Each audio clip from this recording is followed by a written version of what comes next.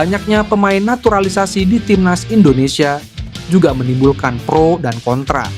Hal ini pun menjadi sorotan bagi pelatih dunia asal Jerman, Jurgen Klinsmann. Lelaki yang sempat melatih timnas Korea Selatan itu mengatakan, naturalisasi pemain adalah kondisi yang sangat normal di dunia sepak bola. Diketahui, skuad timnas Indonesia kini banyak dihuni pemain naturalisasi asal Belanda. Terbaru ada 2 pemain yakni Mees Hilgers dan Eliano Reiners yang baru saja remsi menjadi WNI. Jurgen Klinsmann mengatakan banyaknya pemain naturalisasi bisa saja karena hubungan Indonesia dengan Belanda begitu dekat. Ia juga memperkirakan negara-negara lain dalam beberapa dekade punya kemungkinan untuk merekrut pemain tertentu ke timnas mereka. Menurutnya, ketika sebuah federasi melihat ada talenta luar biasa yang bisa membela negaranya, mereka tentu ingin pemain tersebut bermain untuk tim nasionalnya. Pelatih berusia 60 tahun itu juga menambahkan fenomena naturalisasi ini adalah proses alami yang banyak dilakukan negara-negara lain dalam dunia sepak bola. Jerman pun ada banyak sekali pemain berpaspor ganda Turki dan Jerman. Beberapa membela Turki, beberapa membela Jerman, dan seterusnya. Ucap ex-striker timnas Jerman itu, timnas Indonesia kembali dikaitkan dengan pemain keturunan yang dicampakkan Belanda karena persaingan ketat melawan bek Manchester City. Timnas pusat alias Belanda punya stok melimpah pemain berkualitas yang saat ini masih menanti dipanggil oleh Ronald Koeman.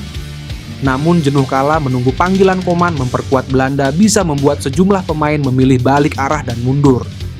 Terlebih pemain yang memiliki garis keturunan negara lain, Indonesia misalnya, dan hal ini telah dibuktikan oleh banyak dari mereka.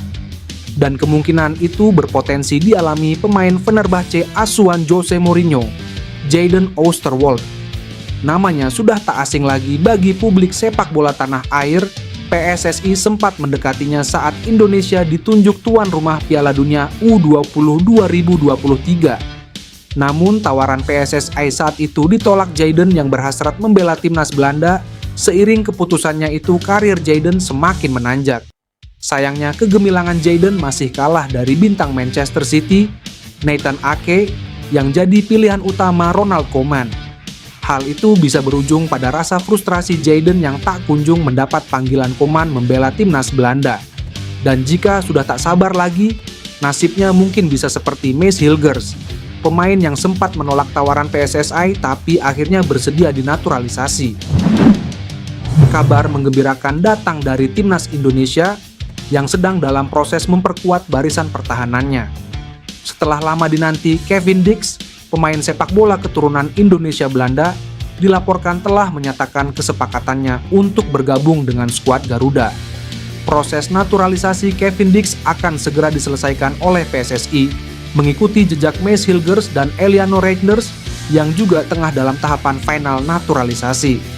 Langkah ini diambil oleh PSSI sebagai bagian dari strategi jangka panjang untuk meningkatkan performa timnas Indonesia di level internasional. Kevin Dix sendiri merupakan bek serbabisa yang memiliki pengalaman bermain di liga-liga Eropa. Pemain yang saat ini memperkuat FC Copenhagen di Denmark tersebut dikenal dengan kemampuannya dalam bertahan maupun membantu serangan. Dix sebelumnya pernah bermain untuk klub-klub ternama seperti Fiorentina di Italia dan Vitesse di Belanda. Kehadirannya di timnas Indonesia tentunya akan menambah variasi opsi bagi Shin Tae-yong dalam menyusun lini pertahanan yang solid. Dengan pengalaman bermain di berbagai kompetisi Eropa, Kevin Dix diharapkan mampu memberikan kontribusi besar bagi timnas Indonesia dalam menghadapi turnamen-turnamen internasional mendatang. Hubungan Elkan Baggott dengan timnas Indonesia masih belum baik-baik saja. Bek jangkung tersebut sudah tak membela timnas Indonesia sejak Piala Asia 2023 pada Januari lalu. Ia mengalami cedera pada jeda internasional Maret, sehingga melewatkan 2 laga melawan Vietnam. Lantas pada Mei, Baggott mendiamkan panggilan PSSI kala timnas U33 Indonesia lolos ke playoff Olimpiade 2024. Sejak saat itu, Shin Tae-yong tak pernah mau memanggil Baggott. Bek milik Ipswich Town itu tak lagi dipanggil timnas Indonesia saat jeda internasional Juni dan September. Kini Shin Tae-yong akan mengumumkan pemanggilan lagi untuk agenda Oktober. Garuda Calling itu akan diumumkan pada besok sore waktu Indonesia Barat. Tetapi nama Baggett diprediksi terus menghilang. Sekalipun Baggett sudah rujuk dengan Shin Tae-yong dan PSSI, ia tetap tak akan tersedia untuk agenda Oktober. Pemain yang kini dipinjamkan ke Blackpool itu sudah 1 bulan absen karena cedera. Media setempat, Blackpool Gazette, melaporkan ia masih absen dalam beberapa pekan mendatang. Jadi tampaknya Baggett harus menunggu bulan November untuk kembali bermain. YouTuber yang mengupas pemain diaspora atau keturunan, Yusa Nugraha, belum lama ini membahas soal Pascal Struijk dalam video terbarunya soal pemain yang sedang dinegosiasikan. Menurut Yusa, bek berusia 25 tahun itu punya kualitas mumpuni setara Mads Hilgers dan bisa bermain sebagai gelandang bertahan. Karena kemampuannya itu, Yusa beranggapan jika PSSI bisa membuka komunikasi dengan pihak Pascal Struijk, maka ada kemungkinan ia mau membela timnas Indonesia. Nah, aku pikir jika Pak Erick Thohir dan juga PSSI bisa komunikasi dengan baik bersama Pascal Struijk, menurutku dia bisa jadi pemain sangat penting untuk timnas Indonesia, kata Yusa. Komunikasi dengan baik ini harus dilakukan PSSI, mengingat dirinya dikabarkan masih menunggu panggilan Belanda yang menjadi pilihan utamanya di level internasional. Salah satu kelebihan yang dimiliki Pascal Struijk adalah versatilitasnya, di mana ia bisa bermain sebagai bek tengah maupun gelandang bertahan. Dengan postur menjulang, yakni 190 cm, Pascal Struijk terbilang andal dalam duel-duel udara.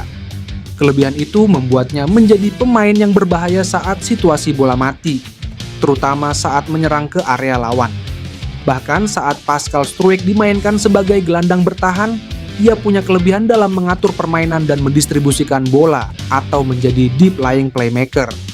Keunggulan ini membuat Pascal Struijk bisa penyeimbang lini tengah timnas Indonesia, di mana ia bisa memfasilitasi Tom Hye untuk bermain agak ke depan dan fokus mengkreasikan peluang. YouTuber Yusa Nugraha membeberkan situasi oleh Romeni yang disebutnya tidak menolak timnas Indonesia, namun memiliki alasan tertentu yang membuatnya belum berseragam merah putih. Situasi oleh Romeni itu dibeberkannya lewat video terbarunya yang diunggah di kanal YouTube Yusa Nugraha. Dalam unggahan tersebut, Yusa menyebutkan bahwa PSSI telah menjalin komunikasi dengan penyerang milik FC Utrecht itu. Meski PSSI sudah menjalin komunikasi dengan baik ke pihak Ole Romeni, tetap saja belum ada titik temu antara kedua pihak. Walau belum menemui titik temu, Yusa memastikan bahwa hal ini bukan berarti Ole Romeni menolak membela timnas Indonesia. Mantan pemain didikan Feyenoord itu mengatakan jika Ole Romeni masih membutuhkan waktu untuk mengambil keputusan membela negara leluhurnya. Sebagai informasi, Ole Romeni disebut-sebut merupakan daftar teratas pemain keturunan yang akan dinaturalisasi untuk mengisi lini serang timnas Indonesia. Hal ini tak lepas dari catatan pemain berusia 24 tahun itu. Di musim ini saja, dirinya telah melesakkan 2 gol dari 6 pertandingan di Eredivisie. Catatan-catatan apik itu membuat Ole Romeni diyakini menjadi pemain yang tepat untuk mengatasi mandulnya lini serang timnas Indonesia.